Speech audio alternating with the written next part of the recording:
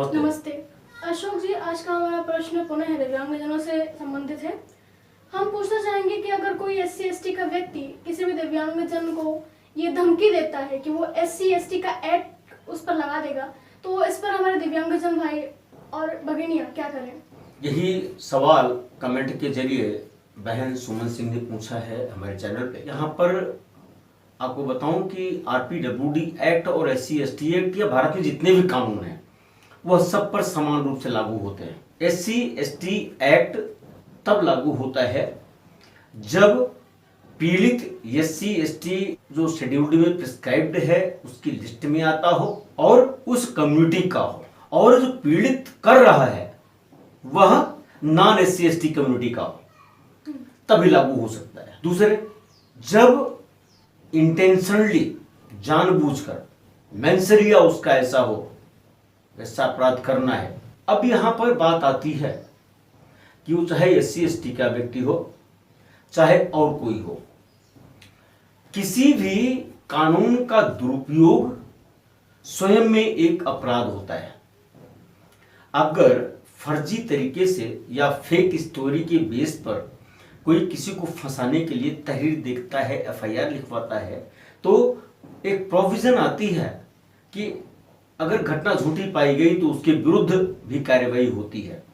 यद्यपि लचर व्यवस्था है, इसके नाते पुलिस के लोग भी इस्तेमाल नहीं करते इस प्रावधान का। वो दिव्यांग महिला है और उनका सवाल यही था मैं क्या करूं। उसने अगर धमकी दिया है तो 2-3 कारण हो सकते हैं। या तो महिला हो, आपका शोषण करने के लिए उसने ऐसी धमकी दिया हो, या और भी कई कारण हो सकते हैं। ज्यादा उसके बारे में हम नहीं जान सकते, चूंकि बेहतर आप जानेंगे। तो कोई भी हो, उसको ऐसा नहीं करना चाहिए। पहली बात तो यही है। RPWD एक्ट की धारा 92 की धारा A और B जब आप पढ़ते हैं तो साफ साफ है, whoever मतलब चाहे जो भी हो, चाहे SC/ST का हो या और किसी कम्युनिटी का हो, जो भी है, अगर उसने किसी दिव्यांग जन को ह्यूमिलिएट करने की कोशिश किया, असॉल्ट किया, इंटिमिडेट किया, या अगर दिव्यांग महिला है तो उसको अपमानित करने के उद्देश्य से या उसकी मोडेस्टी को आउटरेज करने के उद्देश्य से प्रताड़ित करता है। सेक्शन 92B में जो वर्ड आया है ना, उसमें यही आया है, assaults are uses force against a person with disability. तो फोर्स यहां क्या हो गया? धमकी देना। हम आपको SC/ST में फंसा देंगे। ये धमकी देना एक तरह से दबाव ही है, प्रेशर ही है, फोर्स ही है। बिल्कुल। तो ऐसे में सुमन बहन जी को चाहिए कि यदि ऐसी धमकी उनको मिली है और वह गलत नहीं है, तो बेहिचक बेझिझक बिना देर किए संबंधित थाने में एक प्राथमिकी उनको अंकित करानी चाहिए। और तब वह व्यक्ति जो किसी एक्ट के दुरुपयोग के लिए धमकी दे रहा है, उसे फंसा देंगे, बर्बाद कर देंगे, जब उसको स्वयं सजा की बात आएगी तो अपने आप लाइन पे आ जाएगा वो। बिल्कुल। क्योंकि सेक्शन 92A के साथ जब आप IPC पढ़ेंगे तो सजा का प्राविधान तय है।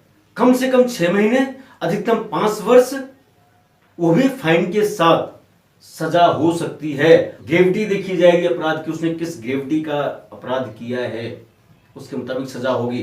तो घबराने की जरूरत नहीं सुमन बहन जी को, कानून आपके साथ है, आप दुरुपयोग मत करिएगा।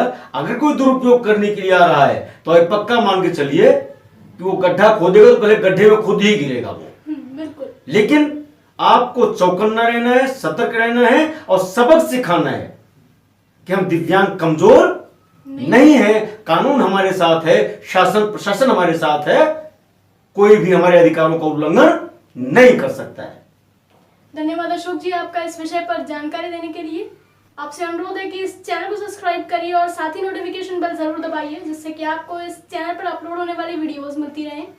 धन्यवाद।